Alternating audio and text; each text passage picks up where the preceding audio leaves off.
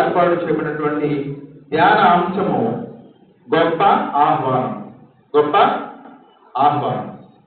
ఈ గొప్ప ఆహ్వానం అనేటువంటి మాట మన నిజ జీవితాల్లో వింటూనే ఉంటాం. దీనికి అర్థము గొప్ప ఆహ్వానం అంటే గ్రేట్ ఇన్విటేషన్ అని ఇంగ్లీష్ చెప్పొచ్చు, లేదా తెలుగులో చెప్పాలంటే గొప్ప పిలుపు అని కూడా చెప్పొచ్చు. ఈ మాటలు మనకి సహజంగా వినిపిస్తూ ఉంటాయి.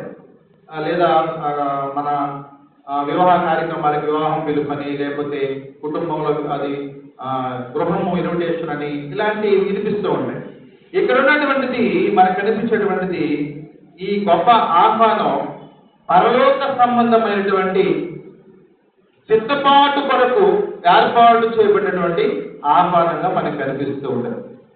పరలోక సంబంధమైనటువంటి సిద్ధపాటు కొరకు ఏర్పాటు పిలుపుని మనకు కనిపిస్తూ ఉంటుంది.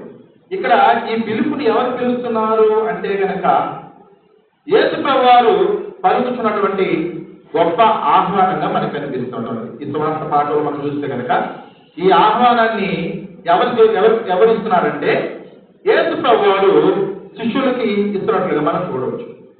ఎందుకంటే సువార్తలో పాలిభాగస్తులు కమ్మని ఆహ్వానం ఇస్తున్నట్లుగా చూడవచ్చు.